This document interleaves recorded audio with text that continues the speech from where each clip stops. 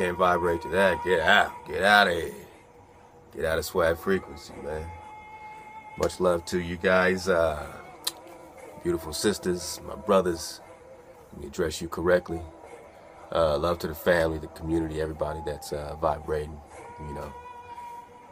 Really along a very special journey that we're all getting much more out of it than we could have ever hoped for. So I love you. My love is to you.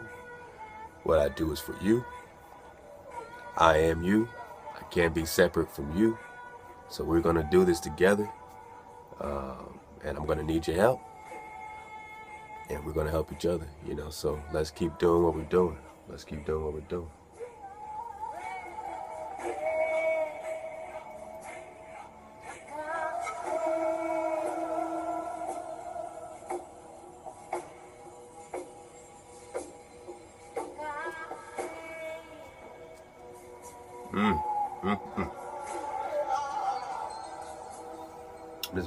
Just vibrate with me for a second, man.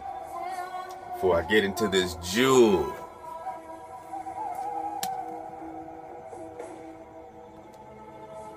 Before I get into this work.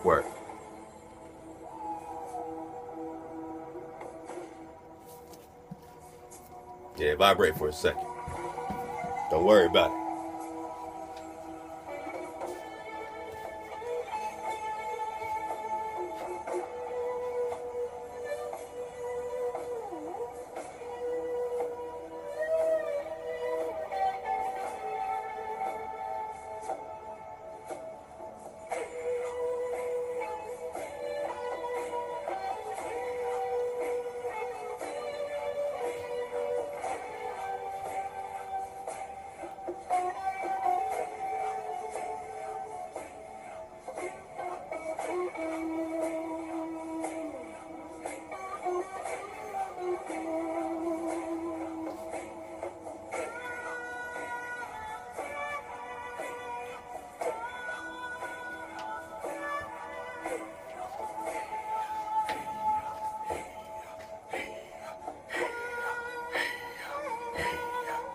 Vibrate. Activate. Breath. Breath. Breath. Breath. Breath.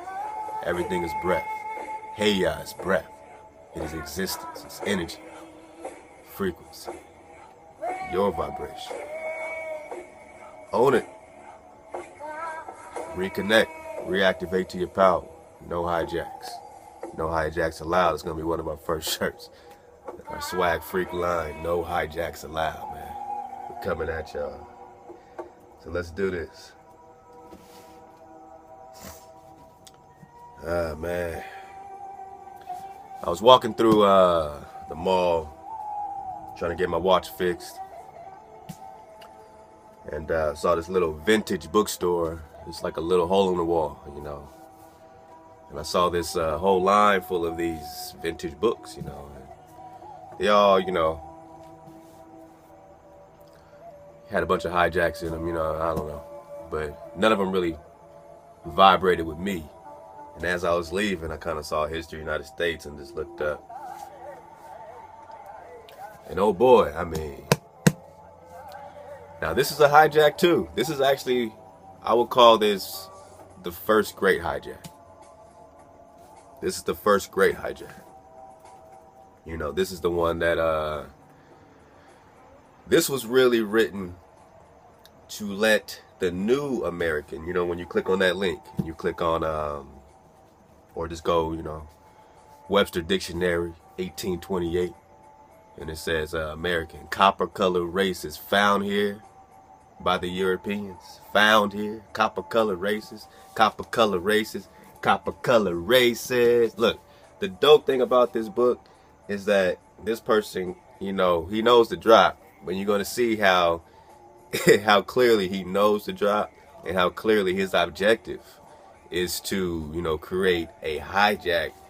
You know, he wants to make the other white people feel comfortable coming here. So he's going to kind of give you some real drop in it. A lot of babies are in the bathwater. He's also going to say, it's absurd these people are Israelites. No way. But you're going to see how he does it. and how clearly, you know what I'm saying, his agenda is like, whatever these people are, they can't be that, you know what I'm saying? So it's great, but so many babies we're going to pull out of this, man, and this is our bathwater, man. Pull your babies out your bathwater. Yeah, dig? Yeah, dig? This is how we get down. So, man, let's just go into it because I'm excited. Oh, let me just finish telling you the story. So I found that this book, $15, $15, crazy. I could prove it. I could prove it.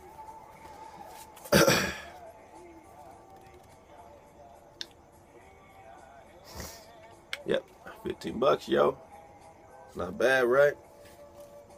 And we'll get into these great graphs. And I mean, just pause this, and we're gonna come back to it. This is the Western Continental Universe. I mean, the Western Continent unknown to the European nations. Period of voyages and discoveries between 1000 and 1620.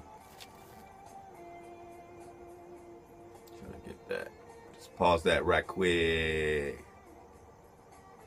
You're gonna see something real interesting right here. Where my finger's pointing. James Charles.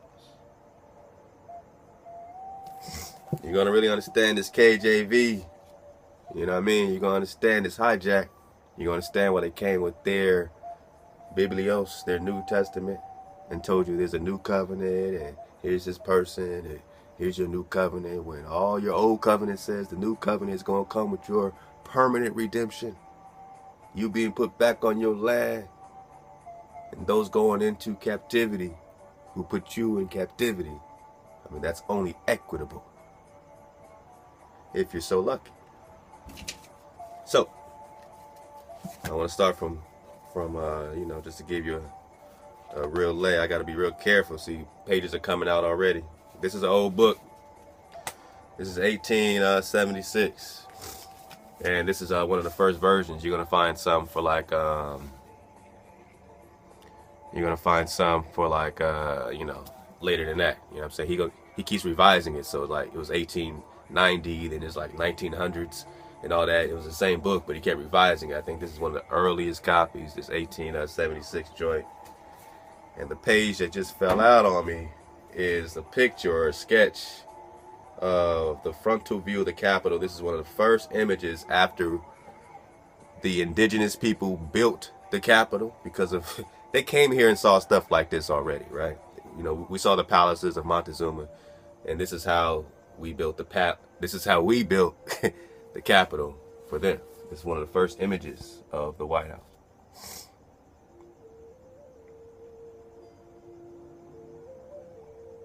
Built by us. You dig? I gotta tape that back in. Alright, so I'll put that off to the side. I'll put this up so you can check it out. This is from John Clark Ridpath, J.C. Ridpath. Published 1876. A Popular History of the United States of America from the Aboriginal Times. A Popular History. Oh man, is this signed? Hey, I got me a signed copy, man. A copy signed, yo. You know what I'm saying? Hey, I think I came up on a gem here, man, however it is. A Popular History of the United States of America from the Aboriginal Times to present day, embracing an account of the Aborigines, the Norsemen in the New World, the discoveries of the Spaniards, English, and French discoveries. All right. The planting of settlements, the growth of the colonies, the struggle for liberty in the Revolution, the establishment of the Union, the development of the nation, and the Civil War, by John Clark Ridpath. He's a professor of Bell's Letters, and History in Indiana Asbury University, author of Ridpath's School History, illustrated with maps, charts, all that stuff.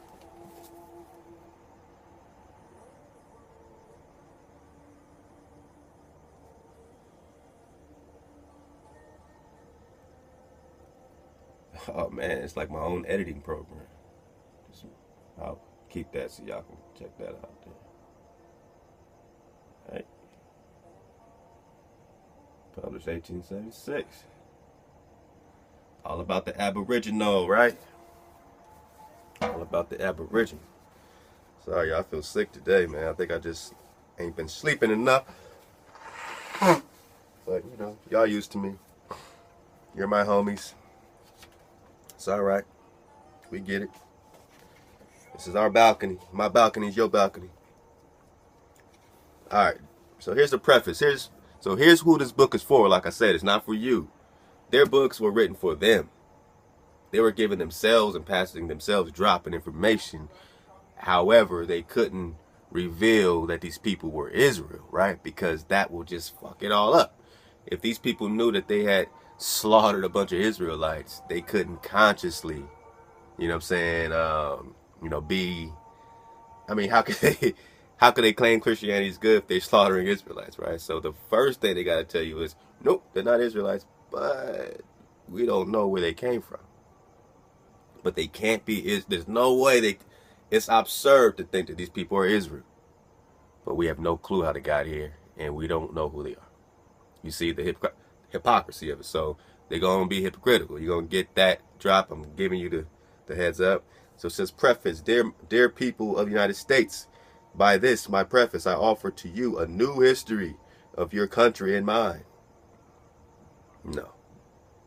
You see how, okay, so that first sentence to tell you who this person is. He's not for you. He's representing the conqueror. So he's going to give you a twisted view of things. But there's so much babies in the bathwater, right? So by this, my preface, I offer to you a new history of your country and mine. The work is presented in the form of an abridged narrative. My reasons for such a venture are brief, but I trust satisfactory. First, to every American citizen, some knowledge of the history of his country is indispensable. The attainment of that knowledge ought to be made easy and delightful. Second, the centennial of the Republic furnishes an auspicious occasion for the study of those great events which compose the warp and woof of the new civilization in the West. This book is intended for the average American. When you go click on the 1828 Webster Dictionary, you type in American, it says copper color races, copper color races, copper color races. I showed you copper. You know what copper, this is like what the first pennies were looking like. This is copper, all right? All this, right? And this is also ruddy. You see how red this is? All right, you see my complexion in this? My complexion in the book? You see the red, you see yellow, you see red, you see brown, you see all that. When Lex Will types in ruddy cow, you get ruddy cow. So they made this, you know what I'm saying, to let you know exactly what they found here. This is Negro. You understand? This is your race of specimen, right? Of seed. They're saying your seed, boom. You know what I'm saying? Lex Will dropped the black faces, not black faces. I was just watching it, but you know, races, black faces, something like that. And that goes hand in hand. So this book is intended for the average American. We know they're talking about not the copper color races, but later in the same definition, it says later applied to Europeans born here. So they stole the title and applied it to their children because they didn't even have the title European, or they know they weren't indigenous from Europe. They're not indigenous to Asia. So they don't mind dropping titles because they're hiding an identity. Once you say, well, where do I come from? And that's, you know, the hard truth. But it's the real truth. Don't you rather live in reality so that you can understand which way to go and make certain choices and choose up? So all that decide to choose up, come and choose up. But don't do it because, you know, you think, oh, let me go help these indigenous people. Let me go help these Israelites. You know what I'm saying? You know what I'm saying? Because I feel so bad. Nah, man, you choose up because it's the right thing. It's right. You get on the side of right so that when you meet your creator, you meet your maker, you can tell him you was on the right side. You chose up no matter what your ancestor did. All right? That's how you rock. You just choose up. You just choose order. You choose not to kill and steal. Read the commandments and tell me which one you disagree with. Honoring thy father and mother. Don't steal. What? Don't kill. What? Don't keep one day to vibrate as a community. to hey above the firmament, to remember your energy, frequency, your vibration. What part of this do you disagree with? Coveting the neighbor's wife or adultery? Or what part do you disagree with? What part of those values do you not want in your moral community, your moral compass? And say, this is how we rock. This is order. And if y'all forget everything else, these 10 things will at least help you vibrate above the firmament and reconnect to Haya, reconnect to the energy. What are you really fighting? You just fight the perception, the inception of what this religion twisting has done to anything connected to the biblios that they connected for you. But just go back to the root. Go back to the commandments that are found in Los Lunas, New Mexico, the Decalogue stones. Go back to the root that's found in your soil. Going back 1000 BC and prior. When you were rocking here. When you're vibrating at your peak. You dig? You're migrating back to your lands. So he says this book's intended for the average American. We know he ain't talking about you or me. For the man of business, who has neither time nor disposition to plod through 10 or 20 volumes of elaborate historical dissertation, for the practical man of the shop, the counter, and the plow, all this stuff. So clearly he's not talking about you, the American families, who this thing's for their version of the American family. And then we got a contents. Man, I don't want to flip it too hard. These pages are going to come out. I got to be careful with this one. But here's the contents of chapter 1. So when I look at that, they're saying the Indians, their names accounted for. This is all the stuff that's in chapter 1. Differences between them and the Asiatics. Okay. The origin of the Indian races unknown. Again, I brought out the inquiry into the distinctive characteristics, that little thin book published in the Boston Society. Here's another one saying the same exact thing, separate publication, 1876. The history of the United States is so small. From the discovery of America to the present time. All right. The Indians, their name accounted for differences between them and the Asiatics. The origin of the Indian race is unknown. Of course, it's unknown. It says theories controverted. So these theories that are being controverted. The question likely to remain unsolved. Language may give us light. They're just trying to get light via philology, via language. They're trying to get light into trying to tell you who you are, but they're going to tell you absolutely who you're not. I say, if you can't tell me who I am, how can you tell me who I'm not? Damn, that's another shirt. Rah-rah. I know you right there with it. Swag freak, man. Y'all gonna look out for the swag freak. We're just gonna do slogans and stuff, man. Just all the stuff that we come up with, man. All the inspiration, so you can be reminded and just activate somebody while you're walking down the street. Say, look, man, if they can't tell you who you are, how can they tell you who you're not? Origin, unknown. Contrived theories. The question likely to remain unsolved, we'll never know. Languages may give us light. And then it says the red man. Well, yeah, the red man, the ruddy man. Right? See that red? The red man, okay. The ruddy man, right? They like to say, oh, I'm ready. I'm red. No. Ruddy. This is red. Red. If you want to be red. Brown, red. It's not too difference between brown and red. It's ruddy, right? So they can't tell you who you are. They don't know where you came from, where you migrated from. But they're definitely going to tell you who you're not. Watch this. So let's go to chapter 1, man. And I just got this. I literally just got home. I couldn't wait to share it with y'all. I have not gotten really through this. I spent about 9 minutes flat. All right.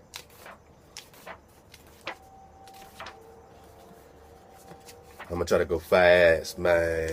I mean, you know. I'm just going to try. Part 1. I'll let you get that first page. Hey, let us find the true good king. Look, man, I don't know if there's a PDF on this, but this would be a great addition to your beautiful library. Everybody check out Let Us Find the Truth. Subscribe to Let Us Find the Truth.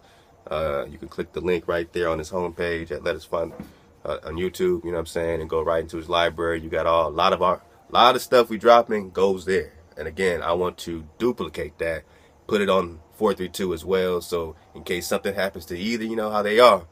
There's still the resource available in multiple locations. You know what I'm saying? That's the best we can do to work together. He has a wonderful chat room set up that I want to definitely duplicate his model that way too, so that we can actually, you know, maybe link our chat rooms. Who knows, man? So I think these are great ideas. What do you think, man? Definitely got to connect. So part one. You ready? You ready? Here we go. I squeeze, man. I squeeze, man. My water. Somebody stole my water. All right, let's rock, man. Who needs water? Bang. Shit. All right. The primitive inhabitants of the New World were the red men called Indians. Wait, you don't know who we are, but we're the red men called Indians. All bullshit. We're not red men. We're not Indians. We know who we are, right? There's no language called red man. There's no land called Indian. Well, unless you talked about the British tea company place that they renamed over there, which is not the name of that land either. So let's go. The name Indian was conferred upon them from their real or fancied resemblance to the people of India. Dark people, right? Okay, so, but without any such similarity, the name would have been the same for Columbus and his followers, believing that they had only rediscovered the Indies. You know, that old crock of a story. So you see that twist of, oh, he just thought, boom, boom, boom, boom, boom, boom. Everybody was Indian to this guy, okay? Who would, of course, call the inhabitants Indians. The supposed similarity between the two races, if limited to mere personal appearance, has had some foundation in fact, but in manners, customs, and institutions and characters, no two peoples could be more dissimilar than the American Aborigines and the sleepy inhabitants of China and Japan. Oh, yeah, I told you, I didn't read this yet. That's hella funny. He called the indigenous people of China and Japan sleepy. What the fuck? What does that mean? I would never know. I can never sit this guy down and be like, look, man, let me jam you up. Let me jam you up for a second and ask you, man, what you mean by the sleepy, man? What you mean by the sleepy, man? All right, so he said the supposed similarity between two races. So it looks like he's comparing these people here with the Asiatics, just like he said he's going to do. And according to him, it ain't got nothing to do with each other. But of course, we have our own, you know, stuff. But let's keep going. But in manners, customs, institutions, and characters, no two peoples could be more dissimilar than the American Aborigines and the sleepy inhabitants of China and Japan. The origin of the North American Indians is involved in complete obscurity. We have no fucking clue. All you gotta write is that we got no effing clue. So again, if he can't tell you who you are, how can he tell you who you're not? You'll see. The Aborigines of North America, slow it down. The origin of the North American Indians is involved in complete obscurity. That they are one of the older races of mankind could not be doubted. But at what date or by what route they came to the Western continent is an unsolved problem. Many theories have proposed to account for the red man's presence in the New World, but most of them have been vague or unsatisfactory. Nobody got a clue. Here's the drop, but here's the babies. Let's take it out the bathwater. The notion that the Indians are the descendants of the Israelites is absurd.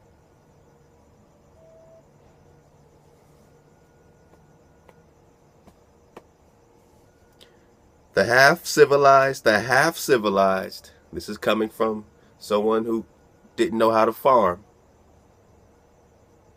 didn't know how to do a lot of things that had to get learnt somehow. They didn't know how to even do nothing with agriculture whatsoever.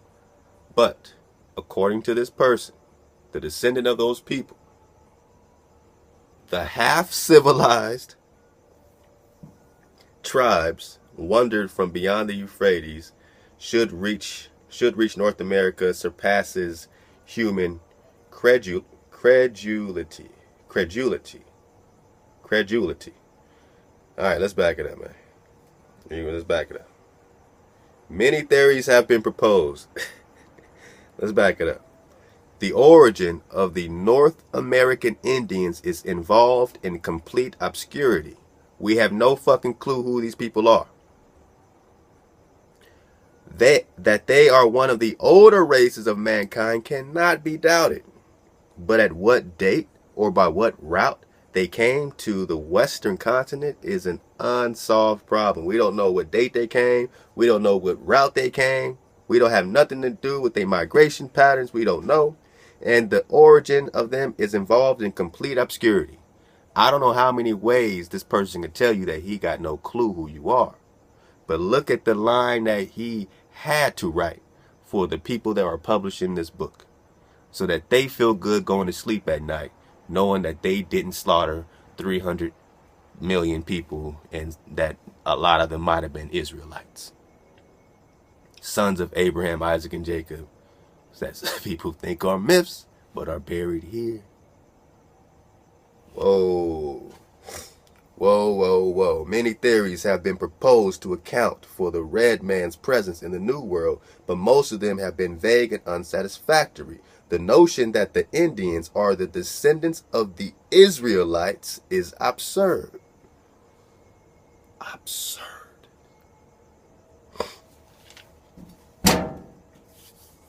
Absurd.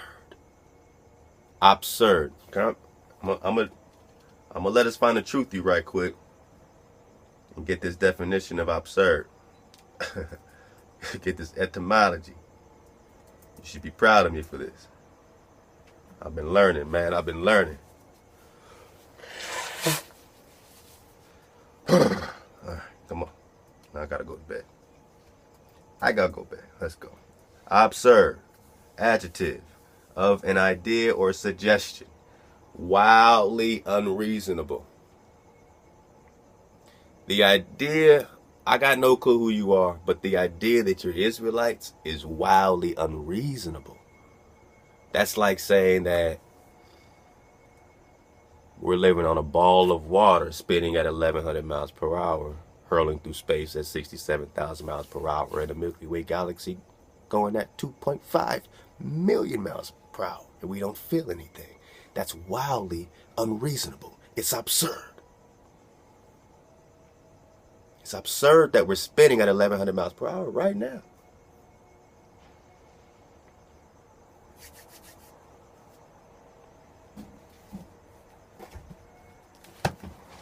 Throw this book off the balcony, man. I'll do it.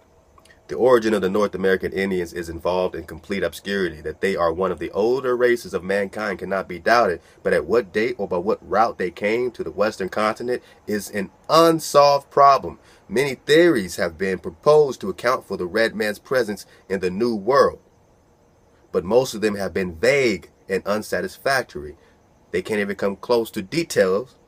However, the notion, even to think, the notion, even a theory, even a hypothesis that these Indians or these aboriginals here are Israelites is absurd, wildly unreasonable.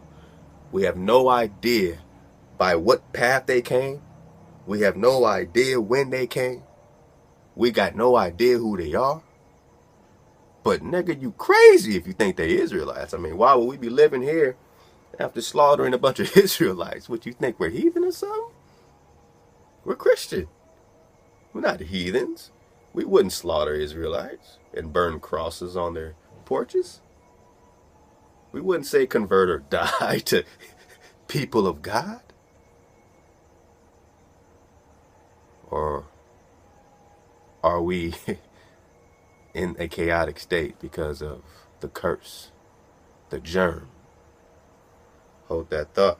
So let's keep going.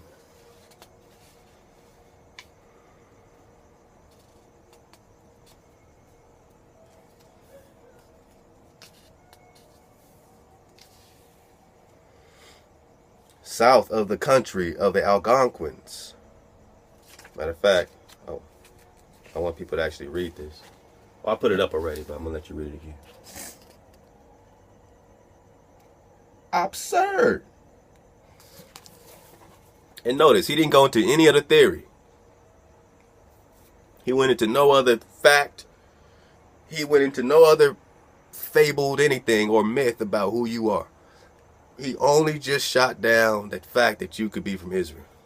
He also, before that, tried to, shoot down that the whole Asiatic thing, right? So we can find traces connecting us to Asia in different ways, you know what I'm saying? Of course, this is our Earth. The whole disconnected process of putting it back together is an abstract thought, it's not a concrete thing. Our people weren't that divided in the sense of Earth being divided, we were very aware of each other. These people, everything's new to them. Newfound land, new Dutch, new world, everything new. They just got out. They were trapped in the old world. They could only travel the Mediterranean Sea. They couldn't get past those pillars of Hercules for a long time until after the sinking of Atlantis and all this kind of stuff. That's when the partitions dropped. But before, in between that, those lands, that Atlantic water was unnavigable. They could not get past that barrier till the Most High allowed them to cross that barrier to bring his judgment on us, because we were in chaos spiritually. Yet we were still living in paradise. When they got here, it was still paradise. So you tell me, does Haya love you? How much does your Creator love you that you can be living in a version of paradise to heathen while you're out of order? That even though you were out of order, you still weren't dealing with those diseases and things and all that. He still was holding it back until he just finally just let the barrier down. And it's been down for a few hundred years, right? It's been down for some time, right? And now it's time to get down and lay down. So get that again one more time. The origin of the North American Indians is involved in complete obscurity. That they are one of the older races of mankind cannot be doubted, but at what date or by what route they came to the Western continent is an unsolved problem. We'll never know what route or what time they got here. But let me tell you what I do know. Oh man, I'm Mr. JC Ridpath. I'm writing this in 1876. I want these new Americans to feel good. I want to tell the other people in Europe to come. I want to give 50 acres of these aboriginals land away for free with tools to till the land. I just want to rob everybody, and I want them to feel good. I want them to have, they have no idea about this place. Just give them some good history, And of course, he's, historian, so he's going to kind of put a lot of stuff in it because he can't, he can't help himself but to put the babies in, right? But to make this, this got to be ruddy. This got to be the Negro. But let me tell you what I do know. I don't know nothing else about these people. Many theories have been proposed to account for the red man's presence in the New World, but most of them have been vague and unsatisfactory. But let me tell you what I do know.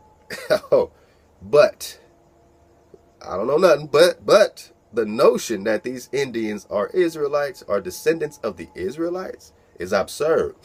That half-civilized tribes wandering from the Euphrates should reach North America surpasses human credulity. Humans can't do that. I mean, just the notion that half-civilized tribes, so he's just going to demean these people, even though they got all the drop right here that they want, that's being stolen.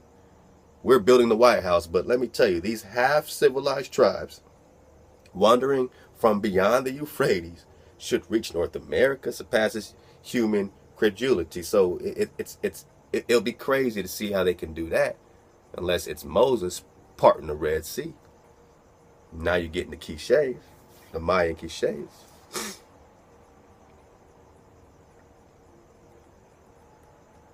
It says that Europeans or Africans at some remote period crossed the Atlantic by voyaging from island to island seems altogether improbable. We heard about the island hopping, how there were other lands that weren't sunk yet that we were able to connect different ways, but he's going to call that improbable. So all this stuff is improbable,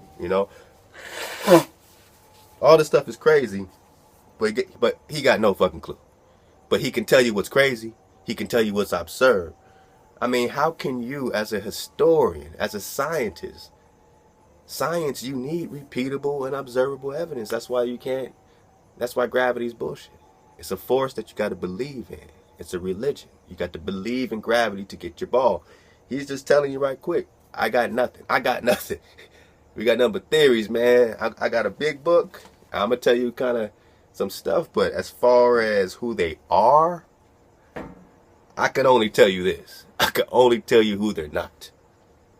Israelites. Now, does he start going into giving you proofs and facts and all this stuff, that how they cannot possibly be Israelites based on migration patterns, based on dates? No, because he just said he has no information on migration patterns or dates. So he can't prove it, but it's absurd. It's wildly unreasonable, illogical, or inappropriate. It's inappropriate to even bring up the notion that we are sons of Abraham, Isaac, and Jacob. But he can tell us, who we're not, and he can't tell us who we are, right? So, put down on the shirt, man. How can they tell us who we are if they can't tell us who we are? If they can't tell us who we are, how can they tell us who we're not? Now, along that drop, I want you to, I'm just going to read it and I'll show it to you. Beyond the Rocky Mountains were the Indian nations of the plains, the great family of the Shoshones, the Salish, the Klamaths, and the Californians. On the Pacific slope, farther southward, dwelt in former times the famous races of Aztecs and Toltecs.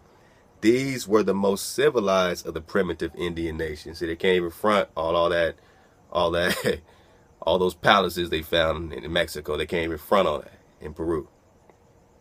These were the most civilized of the primitive Indian nations, but at the same time, see, they got to do that, but then they got to dish you because they got to give. This is how they operate. They build you up, but then they enjoy cutting you down even more, man. These were the most civilized of the primitive Indian tribes, but at the same time among the most feeble. The best builders in wood and stone. Again, they can't front on the palaces, on the intellect, but then they're going to call you weak. But the least warlike of any of the Aborigines. Really? The Aztecs were the least warlike of any Aborigines?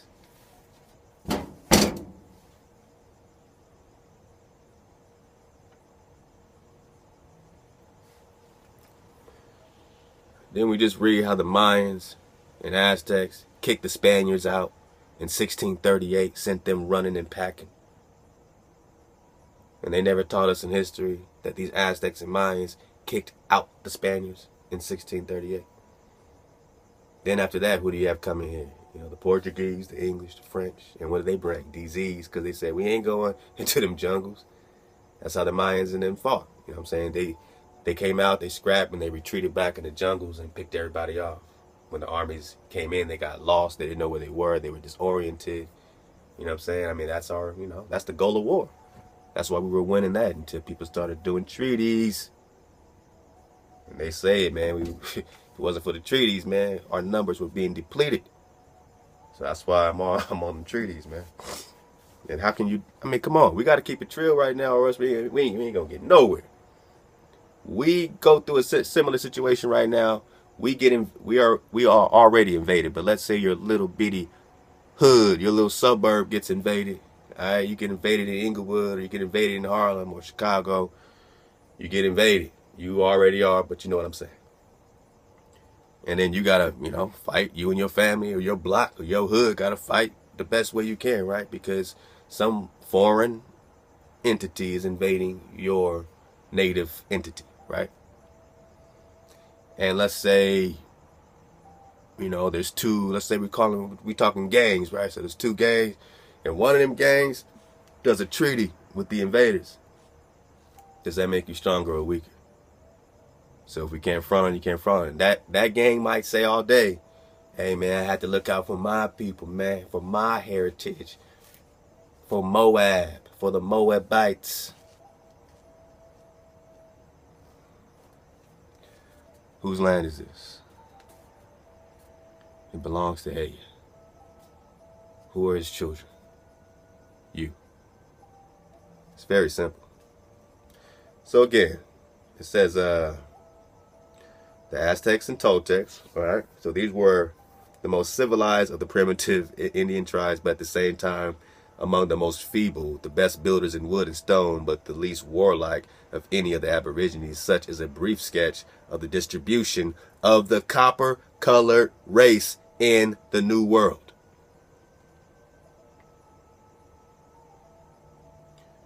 The territorial position of the various nations and tribes will be easily understood from an examination of the accompanying maps. So we're going to look at this map, a couple of these maps. Okay. All right, so I'm going to drop a couple of these things, man. We'll get out of here. But get this yourself. And I'll read it again.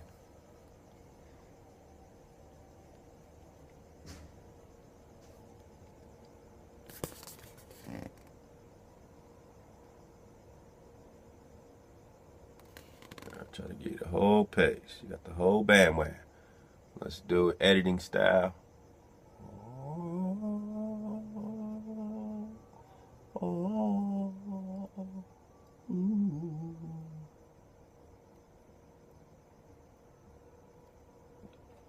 Got it. I love y'all, man. That's why I'm holding this heavy book. It's kind of a workout, but it's all good. Brother needed, you know. Oh man, there's so much drop. Okay, so I'll read that again. On the Pacific slope, farther southward, dwelt in former times the famous races, the famous races. See, they've heard about us. We are infamous in their world, but when they've got past that partition, they came into, in their eyes, a new thing, a new world, in their abstract understanding of our earth. We understand we're on one body with energies and chakras, whatever you want to call it. You know, Cusco, Peru is the navel. It's called the navel. What comes out of the navel? It's a birthing canal of what?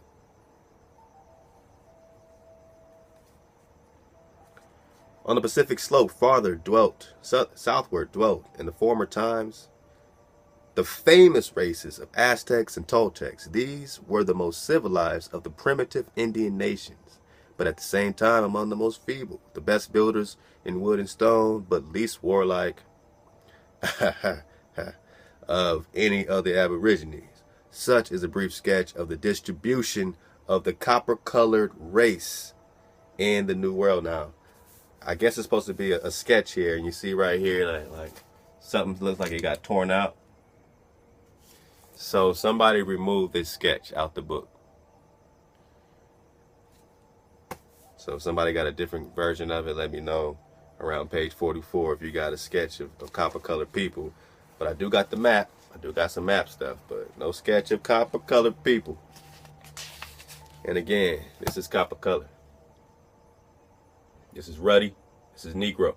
This is Maya. This is Aztec. Understand? This is Israel. This is Israel.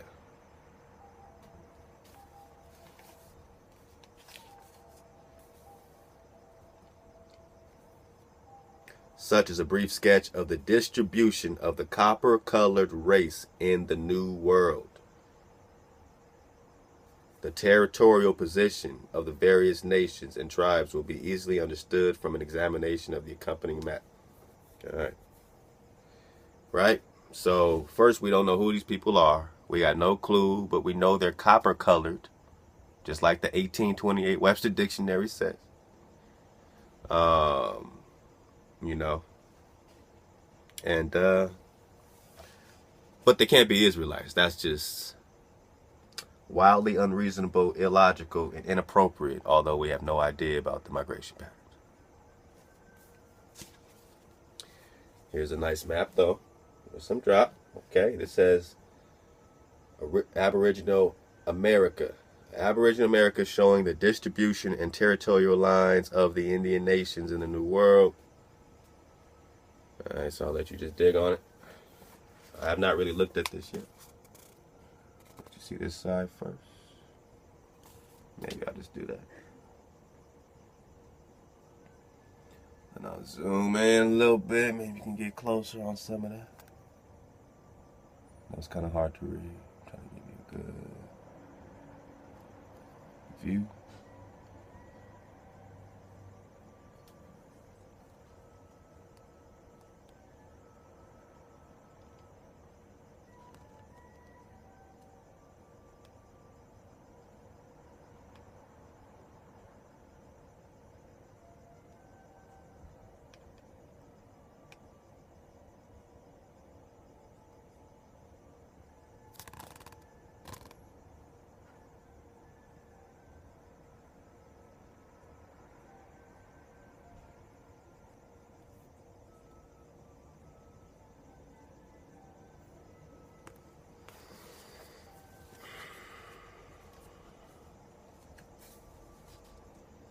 So dig on it. I'll check it out myself a little later.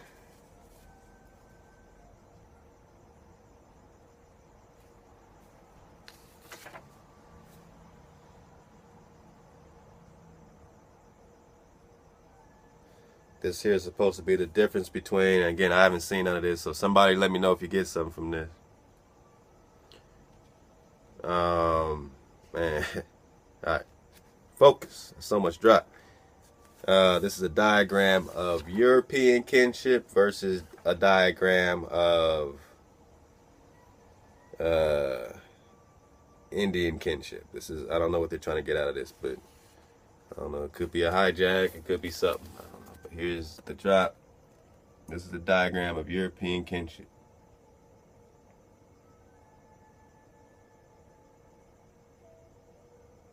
I'll show you a diagram.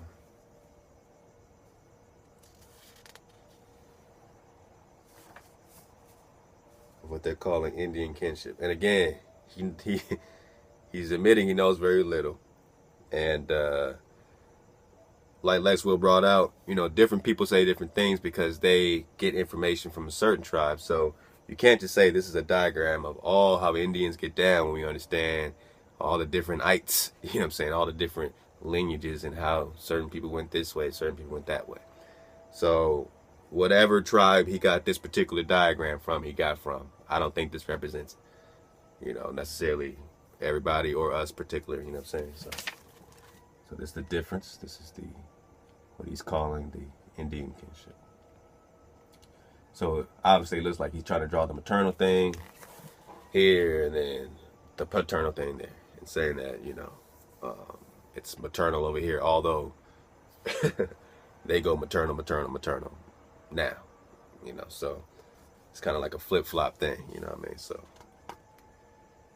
all right, let's see what we got. Okay, so showed you that map. Let's see what this is. 8 soldiers, muskets, commanded by the captains, accompanied by some drop of a specimen of Indian writings, which is interesting. Check it out. I'm just giving y'all a little preview. We'll get into some of these chapters as I dig further in on it. Of course, we got to have the hijack. Oh, Mongol. Stealing our stuff. Let's go. All right. Lastly, I came over here for a reason. There must be something important. I had it marked. Oh, right. So we looked at this diagram a little bit earlier. I'll show it to you again. All right, so this is the voyages, a period of voyages.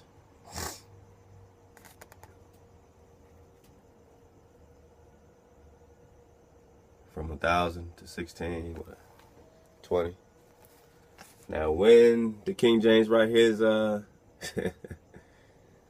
when did King James write his first, you know, put together his first remix? What, 1611?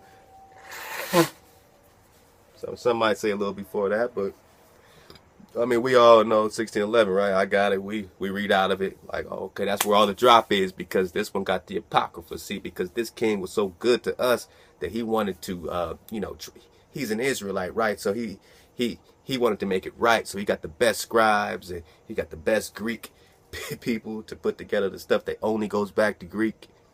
And then, he did all these things and he put these other books in him. So he must be a good king. Or he must be a Hebrew Edomite. And if he's a Hebrew Edomite, is he your friend or your foe? Well, let me see what they know. So we'll get back into this, but I'll show it to you again, and we'll go right back to it. What does it say? America under the Aboriginal tribes. Western continent unknown to the Europeans, but you can't be Israelite. But it's unknown to the Europeans, but you can't be Israelite. But it's unknown to the Europeans. America under the Aboriginal tribes, period of voyages and discoveries. All right, so it got everybody. It got Leif, Erikson, you know what I'm saying? Everybody, a lot of people drive with the Vikings and all that. All right, Magna Carta, all the way up to the discovery of America, so-called discovery 1500s. But all this was going down as far as voyages to America since 1000 from the Vikings, right? So I'll kind of zoom in on some of it.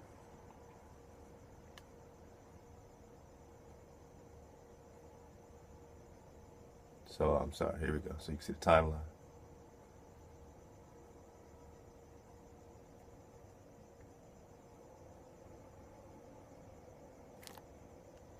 All right. All the way up. Let's keep going. And in that 1600, you see what? King James and King Charles. They made voyages. I mean, it says Leif Erikson made voyages and Columbus made voyages, and it said apparently Henry VIII made voyage and Charles V and King James in 1600. I guess that's 1603. You see a 3 right next to it, and that's the year, I do believe. You see little numbers. The tiny numbers next to that is the number within the year. So that's 1600s. I think that's 1648, 1610, 1643, 1608. I do believe. Or 1603. So apparently it seems like, oh. See what I'm saying? That's when we building together, frequency. All right, so Lex will drop all the time about how they came here, took all our shit, took our writings, took them back, then did his book and dropped the 1611 mixtape that we hold and act like, oh, this King James did it for us. He took a voyage here himself. Charles V, King Charles, all the Charleses, these are dark Edomites. The Portuguese are dark, the Spaniards are dark. The white folks that came here are mercenaries, hired by these melanated dark people of Europe that were still ruling. So the Renaissance period beginning is one, this discovery here, right? So now they finally got to us, right? They twin brother. We the twin brother, right? Edomite, Idumea, right? We the twin brother. They get to us, they got the mercenaries on us. This is for their new world. But of course they get overthrown, and Edomites also get put, those same Hebrew Edomites got put in slavery with us here. All right, so now we're all here together.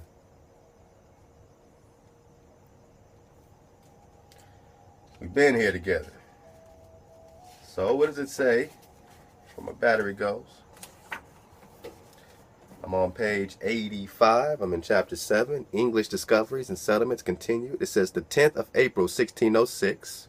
All right. So we just read 1600s. King James came. 1603. What does it say? The 10th of April, 1606 was full of fate in the destinies. Destiny. Yeah. of the western continent.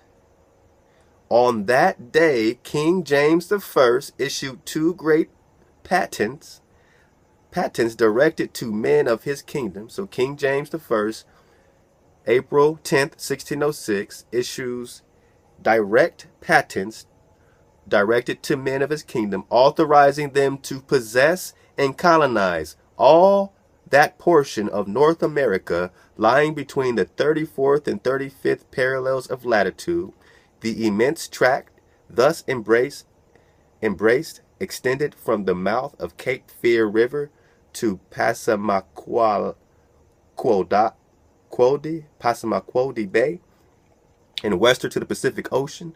The first patent was granted to an association of nobles, gentlemen, and merchants residing at London and called the London Company,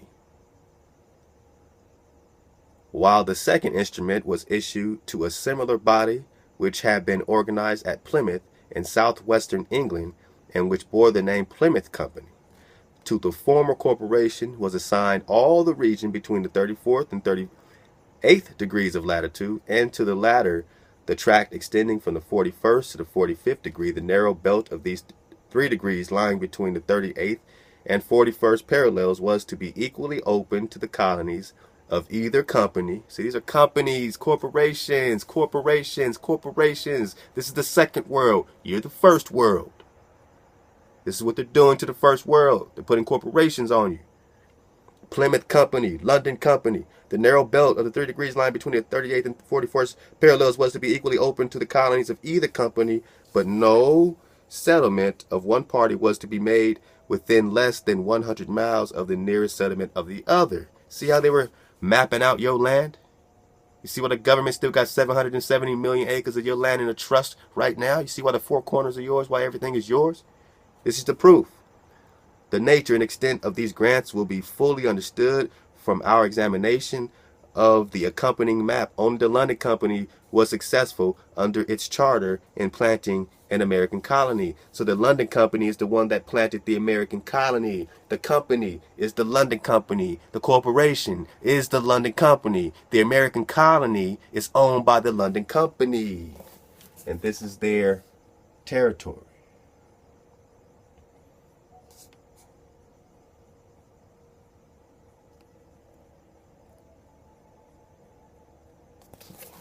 King James I, before he wrote your 1611 or put together or had it put together 1611, in 1603, what did he do?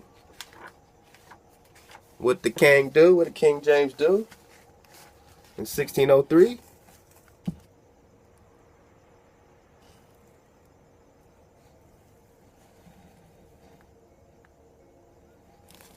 What did he do? He came here in 1603, and then what did he do? The 10th of April, 1606, was full of fate in the destinies of the Western continent. On that day, listen up. Here's the baby. Let's get it out the bathwater. On that day, King James I issued 2 great patents directed to men of his kingdom, Edomites, Hebrew Edomites, authorizing them to possess and colonize all that portion of North America lying between the 34th and 35th parallels of latitude. The immense tract thus embraced extended from the mouth of Cape Fear River to Passamaquoddy Bay and westward to the Pacific Ocean. King James I issued these patents, and it authorized these mercenaries to possess and colonize, to possess and colonize, to possess and to colonize. What did we just kick with the dumb diverses in 1452 Papal Bull? This was the Vatican, the Pope Nicholas V, issuing his authority to the kings of Spain and Portugal. But then now you got this authority also hitting on King James. And King James, with that authority from the dumb diverses, right, then extends his authority and issues 2 great patents in 1606 directed to the men of his kingdom, authorizing them to possess and colonize all that portion of North America. And you know the rest. That's the drop. Yeah, yeah, yeah, King James. Yeah, King James. Yeah, documentation. King James was here. Who was here? Who was here? Right up on you. So when you get the understanding of the palaces that we built for them on our land, this is the corporation, the London Company, the Plymouth Company. How can you be a citizen of a corporation? And how can you rock with a 1611 version written after his voyage in 1603 and after the two great patents issued to colonize and possess you in 1606? Rock with your commandments, stay up, suit up, and choose up. I love y'all.